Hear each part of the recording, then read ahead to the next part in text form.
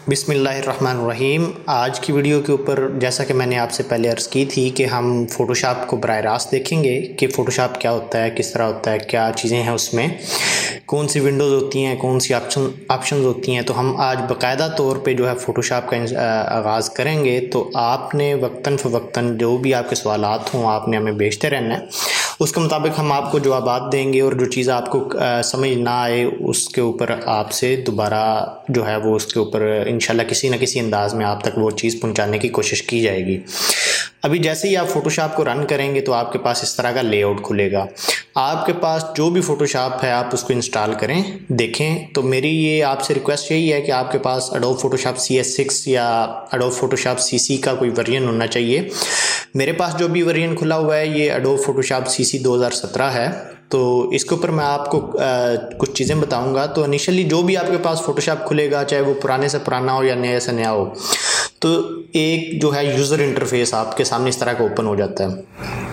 इसे user interface बोलते हैं। तो यूज़र इंटरफेस के ऊपर वो चीज़ें होती हैं, उन चीज़ों की मदद से आप फ़ोटोशॉप के साथ कम्युनिकेट कर सकते हैं, यानी कि आप उससे बात कर सकते हैं, उसको कोई इनपुट दे सकते हैं, कुछ इंस्ट्रक्शन दे सकते हैं, टूल सेलेक्ट करके वो काम कर सकते हैं। तो अब टूल क्या होते हैं? टूल जैसा कि आपके सामने एक कैंची का टूल है, कैंची एक टूल की मानद होती है। तो आप उससे कोई कटिंग का काम ले सकते हैं। जैसे नाइफ़ है, नाइफ़ से आप किसी और तरह की कटिंग करते हैं। इसी तरह आपके पास नेल कटर है, या आप पेन देखते हैं, मार्कर देखते हैं, या और चीज़ों को देखते हैं अपने इर्द गिर्द, तो वो मुख्तलिफ नौइयत का काम करने के लिए चीज़ें होती हैं। लेकिन फ़ोटोशॉप के अंदर जो है वो पिक्सल बाय पिक्सल जो है वो इमेज को ये पिक्सल बाय पिक्सल ऑपरेट करता है। तो इसको पिक्सल मैनिपुलेशन के लिए या पिक्सल को एडिटिंग के लिए फ़ोटोशॉप के अंदर टूल यूज़ होते हैं। अभी मैं सबसे पहले आपको फ़ोटोशॉप का थोड़ा सा इंट्रोडक्शन दे देता हूँ। तो ये आप देख रहे हैं सबसे ऊपर जो है वो फाइल की ऑप्शन आ रही है, ये मैंने इसको क्लिक किया। तो फाइल जो भी इसके अंदर फाइल ओपन होगी आप उसको इंपोर्ट करेंगे, एक्सपोर्ट करेंगे, नई ओपन करेंगे, या ब्रिज से लेके आएंगे, सेव एज करेंगे, जो भी ऑप्शन आप करेंगे वो यहाँ से होगी। हत्ता कि इसके अंदर ये भी ऑप्शन मौजूद है कि आप कंट्रोल Q प्रेस करते हैं या एग्ज़िट की कमांड लगाते हैं तो यहाँ से एग्ज़िट हो जाएगा। तो अगली जो ऑप्शन है वो एडिट की ऑप्शन है। अभी तक इसमें कोई ऑप्शन आ नहीं रही, इसलिए नहीं आ रही क्योंकि हमने अभी तक कोई फ़ोटोशॉप के अंदर फाइल नहीं बनाई हुई। अगली जो ऑप्शन है वो इमेज की ऑप्शन है। अगर आप के सामने जब हम कोई भी यहाँ पे एक फ़ाइल खोल लेंगे तो इमेज को मैनिपुलेशन करने के लिए, इमेज का साइज़ बड़ा करने के लिए, कैनवस का साइज़ बड़ा करने के लिए, रोटेट करने के लिए, क्रॉप करने के लिए, ट्रिम करने के लिए जो है ये टैब यूज़ होती है। अगली टैब है लेयर की। आप इसके अंदर न्यू लेयर क्रिएट कर सकते हैं, कॉपी CS कर सकते हैं, कॉपी CVG कर सकते हैं। और इसी तरह लेयर के रिलेटेड जो चीज़ें हैं, लेयर की मास्किंग करना, किसी और लेयर को जो है वो डुप्लीकेट करना, लेयर को हाइड करना, लेयर को कंबाइन करना, अलाइन करना, डिस्ट्रीब्यूट करना, वो इस विंडो के तहत इस विंडो के अंदर आके आप किसी भी ऑप्शन को चूज़ कर सकते हैं। ये टाइप की विंडो है। टाइप की विंडो के अंदर इसी तरह के मुख्तलिफ ऑप्शन मौजूद हैं। हम वक्तन फ़वक्तन आपको जैसे जैसे ज़रूरत पड़ेगी वैसे वैसे आपको बताएंगे। अभी फ़िलहाल आप इतना देखें कि विंडो के ऊपर जो है वो कौन कौन से इसके अंदर जो ऑप्शन मौजूद हैं उसके सब कैटेगरीज क्या हैं, क्योंकि बहुत सारे लोग फ़ोटोशॉप यूज़ करते होते हैं, उनको इन चीज़ों का पता नहीं होता। और लशौरी तौर पर जब वो उन्हें कहा जाता है तो वो अक्सर सोच में पड़ जाते हैं कि हमने ये चीज़ कहाँ से किस तरीके से करनी है। तो आप ज़रा लॉजिकली अभी देखें और सोचें कि चीज़ होती किस तरह है, उसको करना किस तरीके से है, उसकी जो है करेक्शन कैसे होगी, उसकी एडिटिंग कैसे होगी। उसके ऊपर आपको जो बेसिकली 2 क्लासेस के अंदर हमें जो बैकग्राउंड थ्योरी बताने की ज़रूरत थी, वो इसलिए बताने की ज़रूरत थी कि कोई भी जो ग्राफिक डिज़ाइनर होता है वो एल्गोरिदम डिज़ाइन करता है। वो एल्गोरिदम डिज़ाइन करके एक चीज़ सोच लेता है कि हाँ जी मैंने ये चीज़ डिज़ाइन करनी है, ये चीज़ डेवलप करनी है, इस तरह की चीज़ मेरी नज़र आनी चाहिए, ये उसके अंदर कलर थ्योरी होनी चाहिए। कलर थ्योरी हम आखिर पे जाके थोड़ी सी देखेंगे। अभी जो है वो जब आप कोई भी चीज़ करने का सोच लेते हैं तो उसको फिर आप टूल यूज़ करते हैं। मुख्तलिफ़ किस्म के टूल्स की आपको ज़रूरत पड़ती है, मुख्तलिफ़ किस्म के ऑप्शंस की आपको ज़रूरत पड़ती है। कभी आप साइज़ छोटा बना लेते हैं, साइज़ बड़ा बनाना पड़ जाता है। तो सारी ऑप्शंस को आपको आइडिया होना चाहिए कि चीज़ें कहाँ पे हैं, किस तरह हैं, और जो आपका यूज़र इंटरफेस है, फ़ोटोशॉप की जो इंटरेक्शन है वो किस तरह की बनी हुई है, आप उसको किस तरीके से चेंज कर सकते हैं, उसको मॉडिफाई किस तरीके से कर सकते हैं।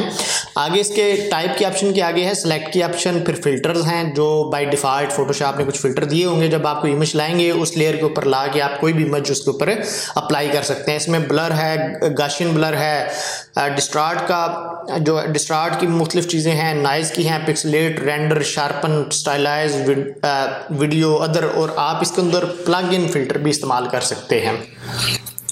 आगे व्यू की ऑप्शन है। व्यू के ऊपर आप मुख्तलिफ़ किस्म के, ये देखें आपके सामने ऑप्शन आ रही हैं, अभी कुछ हाइड हैं, कुछ आपके सामने मौजूद हैं। तो सबसे अहम और जो ज़रूरी चीज़ है वो है जी विंडो की ऑप्शन। विंडो की ऑप्शन बेसिकली वो विंडो के अंदर वो तमाम बार्स, वो तमाम ऑप्शन मौजूद हैं जो फोटोशॉप की ऑप्शन, फोटोशॉप के अंदर ऑप्शंस होती हैं। आप इसको हाइड कर सकते हैं, विजिबल कर सकते हैं, छेड़छाड़ इनके साथ करके अपने मुताबिक इसको अरेंज कर सकते हैं। अभी ये विंडो के ऊपर अरेंज की ऑप्शन आ रही है, अरेंज के नीचे ऑप्शन आ रही है वर्क स्पेस की। ये सबसे अहम और ज़रूरी चीज़ है जो आपको समझनी चाहिए। अभी मैंने ये दो मॉडिफाइड 2018 और PS वर्क के नाम से अपनी दो जो है वो वर्क स्पेस बनाई हुई हैं, क्योंकि जो मेरी वर्क स्पेस होती है मैंने उसमें जिस तरीके से काम करना होता है मैंने उसको सेट किया होता है। अब अगर आपको काम करना है, आपको फ़र्ज़ करें मोशन ग्राफी करनी है, टेक्स्टोग्राफी करनी है, आइकनोग्राफी, या कोई और पोस्टर बनाना चाहते हैं या कोई और चीज़ करना चाहते हैं, तो आपको चीज़ को पूरे सॉफ्टवेयर को अपनी मर्ज़ी के मुताबिक यहाँ से सेट करना पड़ेगा। तो कैसे सेट करते हैं जी, मैं आपको सबसे पहले ये यहाँ पे ऑप्शंस हैं रीसेट PS वर्क। तो मैंने रीसेट PS वर्क को किया, तो ये देखें आपके सामने जो पूरी की पूरी यहाँ पे चीज़ें आ रही थी वो गायब हो गई हैं। तो यहाँ पे नेविगेटर पड़ा हुआ है, स्विचेस पड़े हुए हैं, कलर पड़ा हुआ है, ये लाइब्रेरीज़ हैं, एडजस्टमेंट हैं। एडजस्टमेंट के ऊपर मुख्तलिफ हिस्टोग्राम है, ब्राइटनेस है, शार्पन है और वाइब्रेंस, इसी तरह के जो मुख्तलिफ आपके सामने ऑप्शन हैं। आप किसी भी ऑप्शन के ऊपर लाएंगे तो आपको ऑटोमेटिकली इसका नाम बता देगा कि ये कौन सा नाम है। सबसे अहम और ज़रूरी जो विंडो होती है वो होती है जी लेयर की विंडो। ये यहाँ पे आपके सामने जहाँ पे भी माउस आ रहा है, ये लेयर का पैनल है। मुख्तलिफ किस्म की लेयर जो भी आप विंडो के ऊपर बना के रखते हैं वो यहाँ पे होंगी। अगली जो ऑप्शन है वो चैनल की ऑप्शन है, पाथ्स हैं। तो ये मुख्तलिफ ऑप्शन वक्तन हम आपको बताते रहेंगे। अभी यहाँ पे देखें बहुत सारा, अगर आप टेक्स्ट का काम करना चाहते हैं, टेक्स्ट लिखना चाहते हैं, कोई इबारत लिखना चाहते हैं, उसको एडजस्ट करना चाहते हैं, वो कैसे करेंगे, क्योंकि यहाँ पे तो टेक्स्ट की विंडो आपको नज़र नहीं आ रही। या तो आपको उसको शार्ट की मालूम होना चाहिए, या विंडो से जाके आप ये यहाँ से ये देखिएगा यहाँ पे पैराग्राफ की ऑप्शन आई है। जैसे ही मैंने पैराग्राफ किया तो उसने पैराग्राफ और करैक्टर की दोनों की ऑप्शन मुझे दे दी।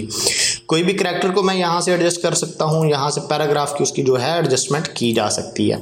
अभी इसके ऊपर आप जो है वर्क स्पेस को चेंज भी कर सकते हैं। ये बाय डिफ़ॉल्ट जो ऑप्शन आपके पास आएंगे वो ये वाली ऑप्शन है। आप बाय डिफ़ॉल्ट वाली ऑप्शन पे भी चल सकते हैं, और जो भी आपके यूज़र के ऊपर मुताबिक हो। तो ज़्यादातर जो हम आपको चीज़ें करवाएंगे उसके ऊपर आपको क्या चाहिए जी, उसके ऊपर आपको स्विचेस चाहिए, कलर चाहिए, नेविगेटर चाहिए, पैराग्राफ चाहिए, पैराग्राफ के बाद लेयर्स का पैनल चाहिए। तो आप ये देखें यहाँ पे नेविगेटर पड़ा हुआ है, स्विचेस पड़े हुए हैं, ये कलर पड़े हुए हैं, ये एडजस्टमेंट की लेयर है, ये आपको चैनल नज़र आ रहे हैं, पाथ, लाइब्रेरीज़। तो आप लाइब्रेरीज़ को कोई भी एक चीज़ को उठा के ऊपर ड्रैग कर सकते हैं और दूसरे पैनल के ऊपर उस चीज़ को जाके एडजस्ट कर सकते हैं। यहाँ से किसी भी चीज़ को, जैसे ये देखें बुरश का जो प्रीसेट है, यहाँ से आप बुरश के प्रीसेट्स को चेंज कर सकते हैं। मुझे यहाँ पे इसकी अक्सर ज़रूरत नहीं होती तो मैं ये क्लोज़ कर देता हूँ। तो किसी भी चीज़ को आप यहाँ से क्लोज़, मॉडिफाई वगैरह कर सकते हैं। अब ये आपने वर्क स्पेस बना ली, फ़र्ज़ करेंगे ये आपने अपने मुताबिक एडजस्टमेंट कर ली हुई है, तो उसको आप वर्क स्पेस पे जाएंगे और ये यहाँ पे आके न्यू वर्क स्पेस करेंगे तो इसका कोई भी नाम दे देंगे। आप इसका नाम दे देते हैं जी TNUP 2020।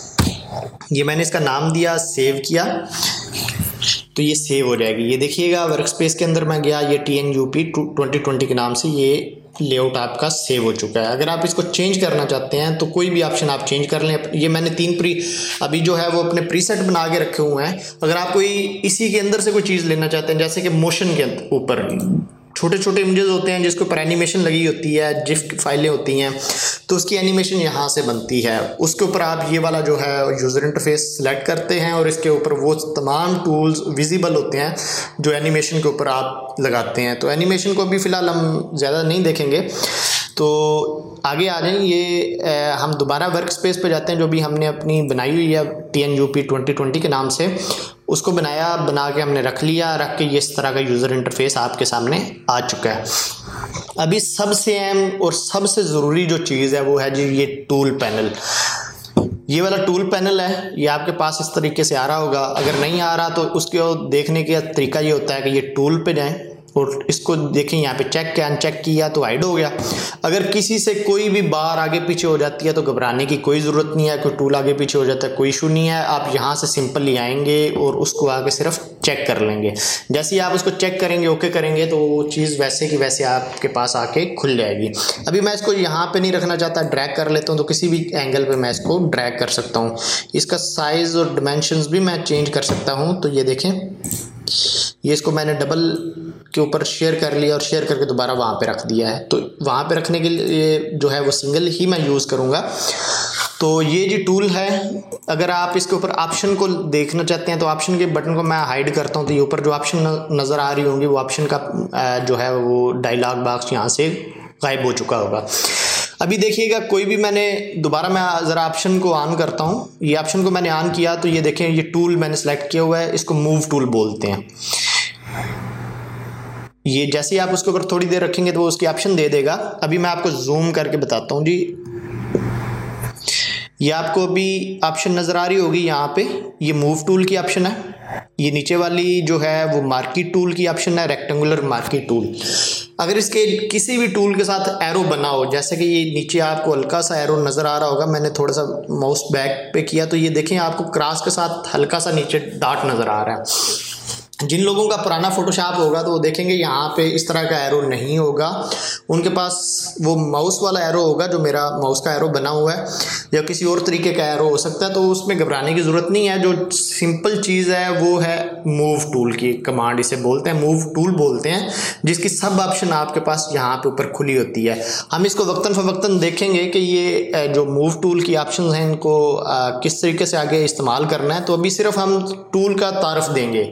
आज हमने करना कुछ नहीं है इसके ऊपर, इसको समझना है और ठीक तरीके से समझना है। अगर हम इसे ठीक तरीके से समझ गए तो आने वाली वीडियोस के ऊपर हम बहुत स्पीड से काम जो है वो कर पाएंगे। आहिस्ता आहिस्ता हम जैसे ही इन चीज़ों को अंडरस्टैंड कर लेंगे और इनको इस्तेमाल करना सीख जाएंगे तो बाकी आपकी प्रैक्टिस है, बाकी आपकी अपनी एफर्ट है। आप इसके ऊपर कितनी एफर्ट लगाते हैं, क्या उसके ऊपर जो है वो अपनी जान लगा के आप कितना आगे इसके ऊपर निकल सकते हैं। इसके नीचे ये आपको अर्ज किया था कि ये रेक्टेंगुलर मार्की टूल है, इसको आप ज़रा नीचे क्लिक करें, दूसरी वाली क्लिक, ये राइट क्लिक जिसको बोलते हैं, तो ये ऑप्शन आ गई हैं। ये रेक्टेंगुलर सिलेक्शन है, ये एलिप्टिकल है, ये सिंगल रो है, ये सिंगल कॉलम है। आगे जाके हम आपको बताएंगे कि इसको हम किस तरीके से यूज़ करते हैं और क्या चीज़ें इसमें सेलेक्ट करते हैं, कैसे इसको जो है वो काम किया जा सकता है इसके अंदर। तो ये इसका जैसे ही ये मैंने मार्की जो है एलिप्टिकल यूज़ की तो उसके आगे फर्दर ऑप्शन उसने खोल दिए हैं। ये देखिएगा, ये सिंगल है, न्यू सिलेक्शन इसको बोल रहा है। ये है जी ऐड टू सिलेक्शन। फ़र्ज़ करें आपने एक सिलेक्शन की हुई है और उसके ऊपर आप मज़ीद चीज़ को सिलेक्ट करना चाहते हैं तो ये वाली ऑप्शन आप चूज़ करेंगे। और फ़र्ज़ करेंगे अगर आपने एक सिलेक्शन की हुई है और उसके अंदर से कोई चीज़ आपने सबट्रैक्ट करनी है, निकालनी है, खारिज करनी है, तो ये कर देंगे आप इस ऑप्शन से। इसके अलावा ये वाली ऑप्शन है, ये वाली ऑप्शन है जी इंटरसेक्ट की ऑप्शन। इंटरसेक्ट की ऑप्शन ये है कि एक आपने बड़ी सारी सिलेक्शन की हुई है और आप एक नई सिलेक्शन करते हैं, वो थोड़ी सी बाहर होती है। फ़र्ज़ करें कि ए और बी दो सर्कल लगाए आपने। ए सर्कल जो है वो जो है एक बड़ा सा सर्कल है और उसके आगे जो है वो दूसरा सर्कल आपने यूज़ किया।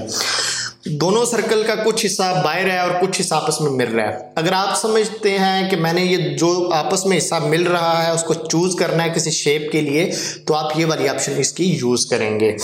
तो पहले कोई भी आप ये डब्बा लगा के, ये वाला जो आपका डब्बा होगा, पहले वाली ऑप्शन जो होगी, अगर आप इसको लगा के करेंगे तो सिंगल आपका जो है वो सिलेक्शन ये करेगा।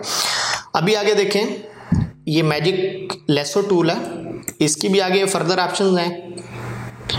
पॉलीगन लेसो टूल है, मैग्नेटिक लेसो टूल है। ये जी बड़ी अहम ऑप्शन है, इसको मैजिक विंड बोलते हैं। मैजिक विंड टूल W इसका शॉर्ट की है। और इसके साथ जो दूसरी ऑप्शन है जो जदीद फोटोशॉप के अंदर आ रही होती है वो है जी क्विक सिलेक्शन टूल।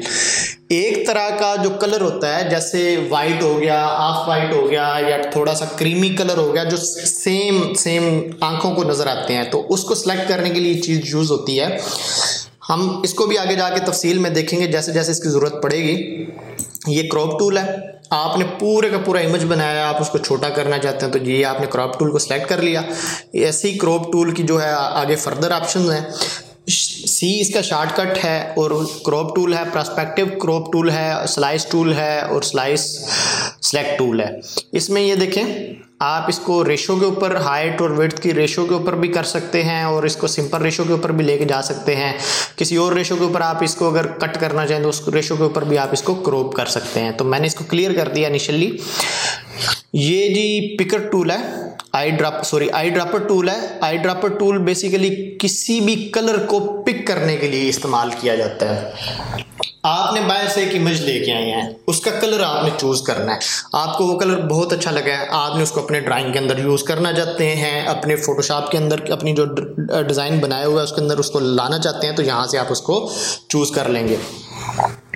आगे ये जी जो है स्पॉट हीलिंग टूल है, इसकी आगे फर्दर ऑप्शन के ऊपर पैच टूल, फर्दर रेड आई जो टूल है रेड आई को रिमूव करने के लिए, और ये पैच टूल और कंटेंट अवेयर मूव टूल है। ये आपको फर्दर वक्तन फ़वक्तन जैसे जैसे ज़रूरत पड़ेगी हम आपको ये बताएंगे।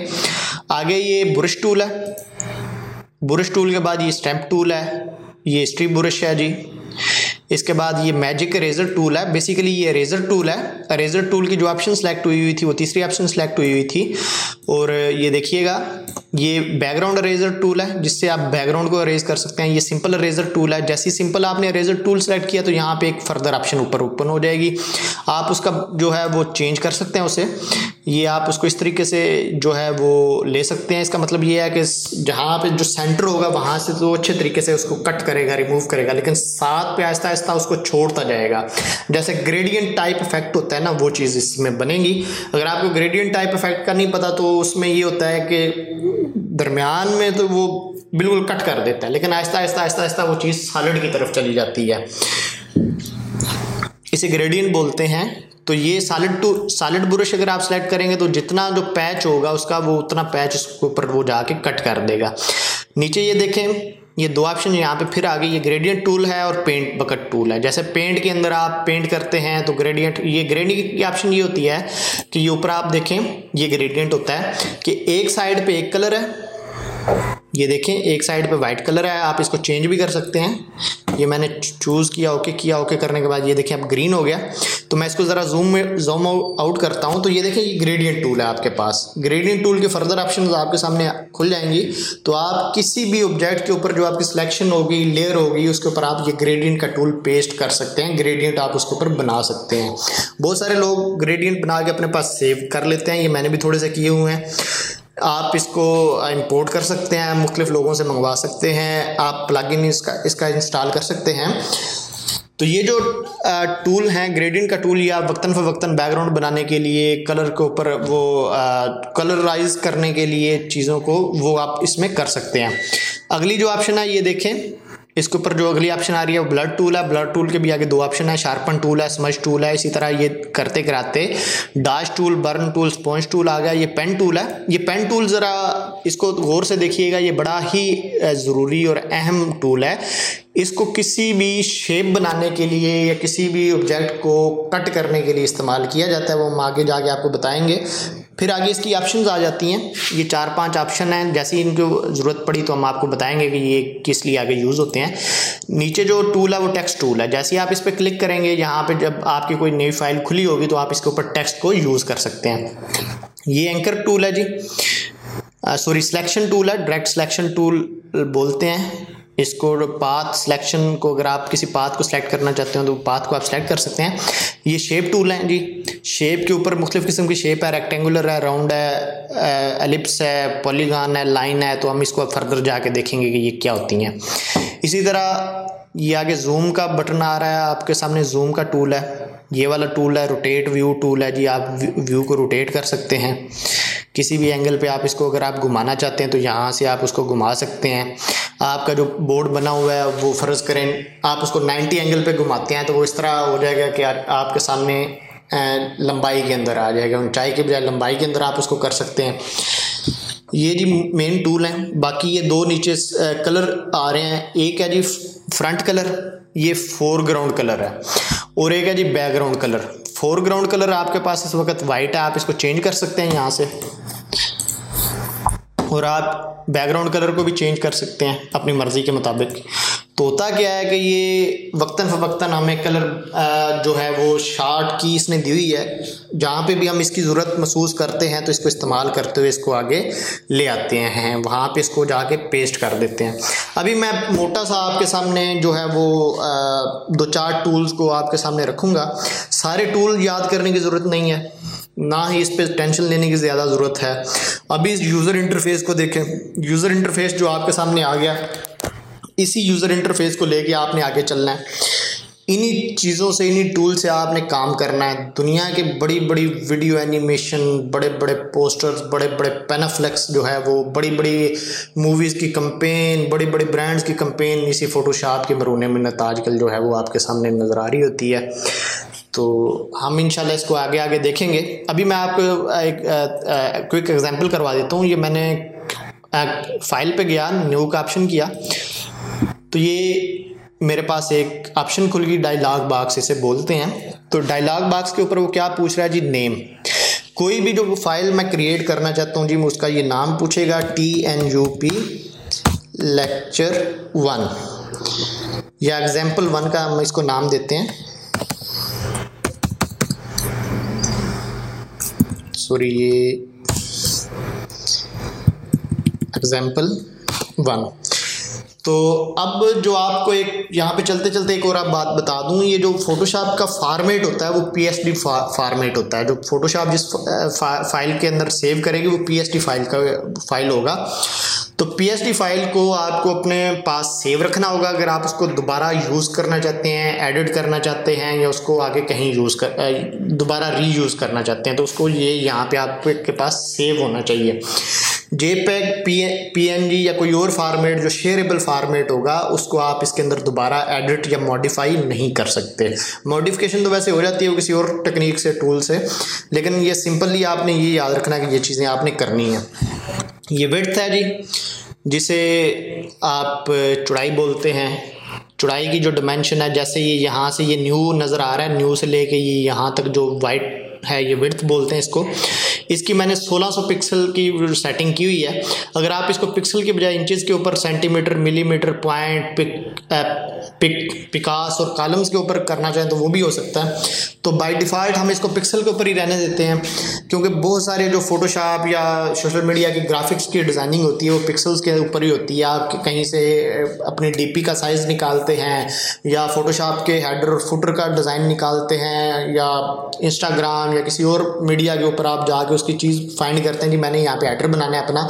तो बेसिकली हेडर का डिमेंशन आपको पिक्सल्स के अंदर ही मिल रहा होता है। लेकिन जब आप प्रिंटिंग के ऊपर जाते हैं तो फिर आपको सेंटीमीटर या इंचेस के ऊपर आना पड़ता है। तो फिर आप सेंटीमीटर या इंचेस उतने रख के चीज़ को करते होते हैं।